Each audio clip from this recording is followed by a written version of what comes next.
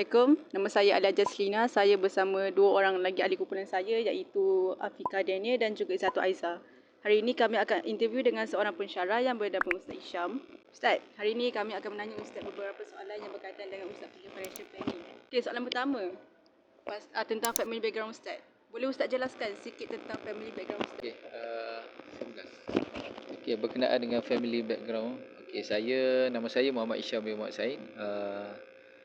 Asal saya dari Terengganu, dari Besut Terengganu, dan sebelum saya datang ke Politeknik Polisian, saya belajar di UTM Skudai dalam bidang pengajian Islam, dan dipostingkan ke Politeknik Polisian pada tahun 2007 sehingga sekarang, selama lebih kurang dalam 15 tahun lah. Okey, saya dah berkeluarga dan mempunyai 4 orang cahaya mata lah. Sekarang menetap di rumah di dalam Politeknik lah. Okey, itu saja berkenaan dengan diri saya. Macam mana pula dengan Ustaz punya working experience? Dah berapa lama Ustaz bekerja dalam bidang pengajian tinggi? Okey, dari segi pengalaman, saya bekerja, saya dah berada dalam bidang pekerjaan ni dah 15 tahun lah. Okey, 15 tahun berada di sini mengajar di Politeknik Polisian. Jadi dari segi experience tu, dalam tempoh 15 tahun ni banyaklah pengalaman yang saya dapat sepanjang saya berada di sini, sama ada dari segi bidang pendidikan, dari bidang pengurusan, dari bidang bermacam-macam bidang lah yang saya dapat dari tempat yang saya kerja sekarang. So Ustaz rasa kan, bila masa yang sesuai untuk Ustaz pencen? Masa sesuai untuk pencen. Okey, masa yang sesuai, kalau ikutkan masa yang sesuai, kalau ikutkan pada 60 tahun lah. Sebab saya telah menandatangani satu perjanjian lah dengan perkhidmatan awam, iaitu perlu berkhidmat selama 60 tahun. Itu yang wajib lah, 60 tahun. So kalau tak sihat, mungkin ada pilihan lah. Mungkin ada pilihan untuk bersara awal. Okay, tapi kita tak tahulah, wallahualam lah, masa depan tu macam mana. Dari segi kesihatan kita pun kita tak tahu. Jadi kalau ikutkan memang 60 lah. Memang sign di aku janji ataupun di agreement tu memang 60 tahun. Okay, itu sajalah daripada saya. Umur saya sekarang dah menghampiri angka 4 lah. Dah nak memasuki sweet 40. Okey, dah nak masuki, maksudnya lebih kurang dalam sebulan lagi lah. Okey, sebulan lagi. Sebab saya lahir pada 1 Januari 1983. Jadi awal tahun lah. InsyaAllah akan masuk. Kalau panjang umur, masuklah 40 tahun. Okay, Ustaz, sebelum ni Ustaz ada tak pekerjaan lain? Okey, sebelum saya terlibat ataupun bekerja ataupun dapat tawaran di Politeknik Polisian, saya ada jugalah kerja sebagai guru ganti lah. Semasa saya berada di Johor Bahru, sebelum saya dapat panggilan untuk posting ke Politeknik Polisian, saya telah bertugas sebagai guru ganti di Sekolah Agama Johor Bahru. Lebih kurang dalam 3 bulan ke 4 bulan lah di sana. Okay, itu pengalaman saya lah. Dan selain daripada itu juga pengalaman yang lain, iaitu sebagai tolong orang,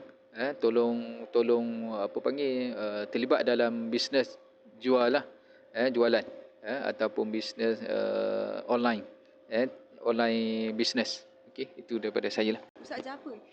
Okey, subjek yang saya ajar di sekolah agama tu, kebetulan masa saya ditugaskan untuk guru ganti di situ, bidang yang saya ajar ialah bidang agama lah. Pada masa itu saya ditugaskan untuk mengajar tingkatan 4, subjek pengajian Islamiah, subjek pengajian Islamiah, dan juga pendidikan Islam bagi menengah rendah lah, macam form 1, form 2 dan juga form 3. Okey, itulah. Ya Ustaz, tu je bagi saya. Terima kasih. Soalan saya pula tentang financial goal. Soalan pertama saya akan tanya Ustaz, apa yang Ustaz ingin capai dalam jangka masa pendek dan jangka masa panjang? Okey, impian saya dalam jangka masa pendek dan juga dalam jangka masa panjang. So dalam jangka masa pendek, apa yang saya nak ialah saya nak memiliki rumah sendirilah. Itu jangka masa pendek. Dalam masa, kalau boleh, umur 40 tahun ni saya dah ada rumah sendiri. Yang mana rumah sendiri itu insya-Allah saya akan buat di kampung lah, iaitu di Besut, Terengganu. Itu jangka masa pendek lah. Dan untuk jangka masa panjang, jangka masa panjang dari segi financial planning financial goal. So dari segi financial goal untuk jangka masa panjang saya, saya nak pertama sekali saya nak pergi umrah lah. Itulah. Okey, dan juga haji. Dan saya juga untuk jangka masa panjang saya nak freedom lah dari segi kewangan, dari segi hutang. Okey, itu jangka masa panjang. Dan saya nak juga dari segi memiliki aset-aset saya sendirilah. Aset-aset dan juga dari segi saya punya kewangan lah, supaya bebas dari segi financial ataupun bebas dari segi hutang-hutang yang ada. Dan juga saya nak apa yang saya cita-citalah dalam impian saya, iaitu saya ingin mempunyai kewangan yang kukuh lah, kewangan yang kukuh untuk masa akan datang. Itu saja daripada saya lah. Soalan saya kedua pula, dalam masa sekarang ni Ustaz ada buat apa-apa investment tak? Okay, untuk masa sekarang ni memang saya ada investment lah. Ada investment dalam bidang dari segi takaful, insurans, dan juga invest emas, ada juga terlibat dengan pelaburan emas, dan juga ada juga mempunyai rumah-rumah untuk disewa, dan juga ada terlibat dengan investment yang investment bulanan lah. Maksudnya dari segi bulanan tu insya-Allah dapatlah secara konsisten setiap bulan. Okey, itulah investment yang saya terlibat dari segi yang virtual ataupun yang secara atas yang tak nampak dan juga yang nampak lah. Okey. Soalan saya yang terakhir pula, macam mana Ustaz nak memperbagaikan dana, simpanan, aset untuk berjana lagi banyak kekayaan yang membolehkan Ustaz bebas daripada segi kewangan? Okey, bebas Dari segi kewangan. Oh, okey. Okey, nak banyakkan aset. Okey. So untuk banyakkan aset, pertama kena banyakkan beli ataupun melabur dalam bidang-bidang tanah lah. Dalam bidang tanah, contohnya macam tanah ke ataupun rumah-rumah. Okey. Rumah-rumah yang yang dilelong, mungkin kita boleh jadikan sebagai aset untuk kita sewakan, ataupun tanah yang ada boleh kita jual kepada syarikat ke ataupun kepada pelabur-pelabur untuk untuk aset kita lah. Dan selain daripada itu juga boleh juga kita buat macam buka ladang ke, ladang macam yang ada sekarang, iaitu ladang durian yang ada dekat Pahang tak silap saya. Dan juga ada boleh buka ladang untuk menternak binatang ternakan ke, macam lembu ke, kambing ke. Okey, itulah antara yang boleh dipelbagaikan lah bagi saya. Okay, terima kasih Ustaz. Saya nak tanya Ustaz tentang financial planning.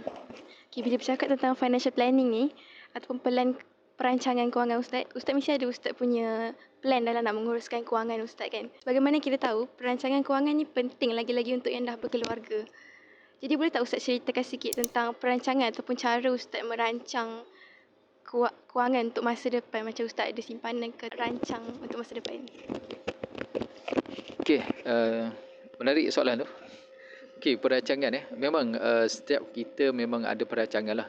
Tak kisahlah orang tu bujang ke ataupun berkeluarga. Tapi bagi yang berkeluarga memang perlu kepada perancangan keluarga. Ini apa yang bagi saya lah perancangan keluarga bagi saya satu keperluan untuk kita meneruskan kehidupan kita. Kalau yang bujang lain dia punya perancangan. Apabila berkeluarga tu dia lebih lagi lah. Tambah lagi apabila dah ada anak. Jadi dari segi persekolahan, dari segi pendidikan. Jadi dari segi perancangan itu memang perlulah. Pertama apa yang perlu dibuat ialah dari segi saving lah. Saving dan juga dari segi pembelanjaan kita, harian kita. Jadi setiap bulan gaji yang dapat tu awal sekali kita kena agihkan lah. Maksudnya ada dia punya tabung dia yang perlu kita wujudkan lah di rumah. Contohnya tabung saving, perbelanjaan ataupun investment untuk diri sendiri, ataupun lagi satu hutang kita, tabung khas untuk bayar hutang. Yang mana kita semua ni nak beli rumah bukannya ada duit banyak untuk beli cash. Begitu juga dengan kereta yang memang kita perlu untuk bergerak ke sana kemari. Jadi kita perlu kenderaan tersebut dan bila kita perlu, kita kena berhutang lah. Kan? Kita tak ada cash money untuk kita beli secara secara tunai. Jadi perlu berhutang lah. Jadi dari segi perancangan memang perlulah untuk urusan harian kita. Yang mana setiap bulan kita dapat gaji. Jadi daripada gaji tersebut kita dah asing siap-siap lah. Kita dah asing siap untuk pembelanjaan kita, keperluan kita, untuk anak-anak, isteri dan sebagainya lah. Okey, itu bagi saya lah berkenaan dengan perancangan kewangan. Okay. Ustaz, kalau macam tu, baik kita alihkan pandangan kita kepada soalan yang seterusnya pula tentang retirement planning. Untuk retirement planning, Ustaz ada tak simpanan untuk diri sendiri and family bila Ustaz dah pension nanti? Okey, simpanan untuk masa sekarang memang adalah. Memang kita dah dah ada perancangan untuk apabila kita dah pension nanti kita ada duit. Malah kerajaan sendiri pun memang dah ada perancangan. Macam contohnya dapat Golden Handshake, itu memang akan dapat lah. Begitu juga dengan KWSP. Okey. Tapi bagi saya selain daripada yang disediakan oleh kerajaan, diri sendiri pun memang adalah simpanan kita untuk perancangan kita selepas pada pencen. Paling tidak pun persediaan kita 3 bulan gaji lah. Kalau kita pencen ataupun diberhentikan, so kita dah ada dah simpanan kita untuk cover dalam tempoh 3 bulan. Jadi daripada situ kita kena berjaga-jagalah sebab kita tak tahu selama mana kita boleh bekerja ataupun selama mana kita akan berada dalam sektor pekerjaan. Okey, tiba-tiba diberhentikan ke ataupun bersara awal ke, jadi dah adalah. Okey, dan salah satu lagi mungkin kita boleh untuk perancangan mungkin kita dah boleh beli tanah ke untuk di-invest ataupun untuk buat satu ladang ke untuk standby supaya kita bila dah pencen dah ada dah kita punya income kita yang akan masuk lah. Maksudnya ada pendapatan kita lah walaupun kita dah pencen. Okey, itu. Dan kalau pencen pun ada dia punya pencen dia kan, sebab memang dah masa saya tu memang dah pilih untuk pencen. Skim pencen tu memang akan ada lah. Okey, itu saja daripada saya lah. Terima kasih Ustaz. Okey, soalan saya pula yang berkenaan dengan besaran Ustaz. Lepas bersara, apa yang Ustaz akan buat?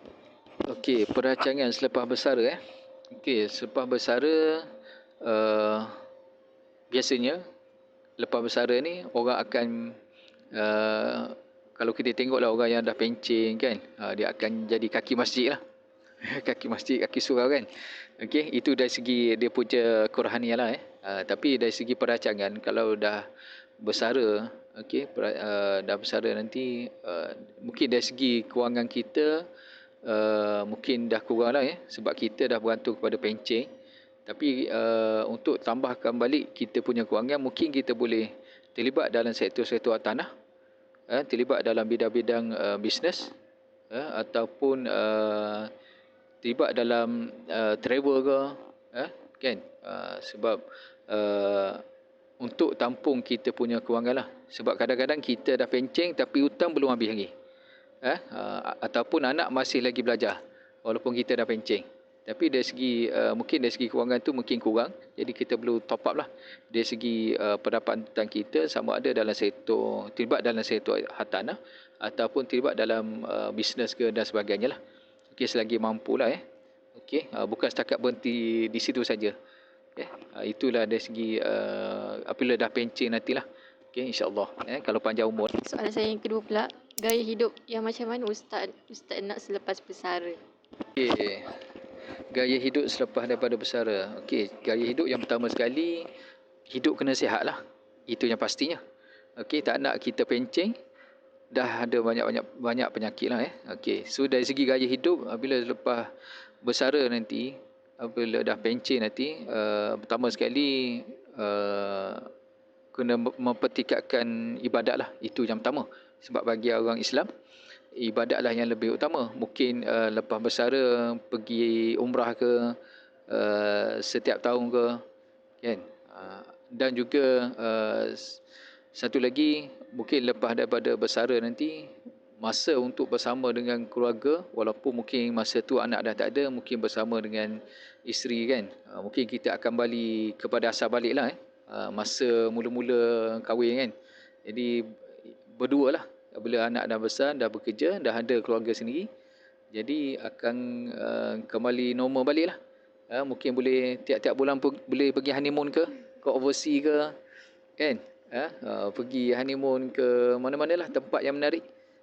Itulah gaya hidup selepas daripada pencen, kan? Jadi kita tak nak fikirlah pasal hutang apa semua, nak jelaskan segala apa yang ada. Sebab nanti bila kita dah meninggal nanti, dah tak ada hutang lah. Dah tak ada apa yang kita nak bawa, hanya amalan sajalah. Itu je lah. Okey, daripada saya.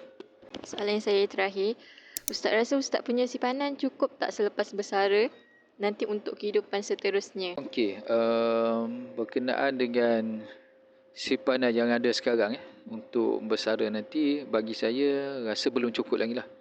Belum cukup lagi bagi saya untuk menghadapi ataupun menunggu saat untuk pencen nanti. Okey, sebab masih masih baru lagi dalam pekerjaan, 15 tahun. Okey, so masih banyak lagi yang perlu dibuat, dan persediaan untuk pencen tu dah ada, cuma kena banyakkan lagi lah. Banyakkan lagi sumber pendapatan untuk persediaan untuk pencen, supaya kita tak adalah nak bergantung dengan sesiapa. Jadi nak kata bersedia tu belum lagi lah. Belum bersedia lagi lah dari segi simpanan yang ada. Okey, mungkin boleh ditingkatkan lagi, sebab sekarang pun masih banyak lagi wang ataupun duit yang perlu diguna untuk anak-anak, membesarkan anak, sebab masih lagi bersekolah. Okey, so banyak lagi keperluan komitmen yang perlu diberikan. Hutang pun masih banyak lagi. Yalah, sebab baru kerja, kan, rumah baru, kereta pun baru beli.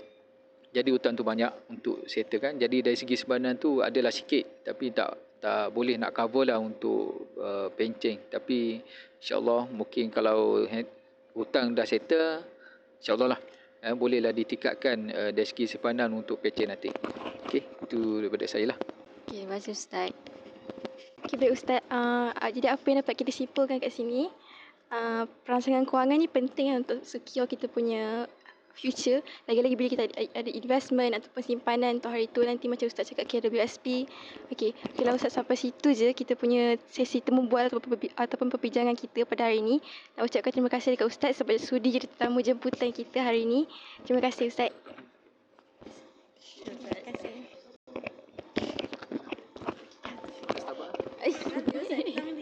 Saya rekod Ustaz.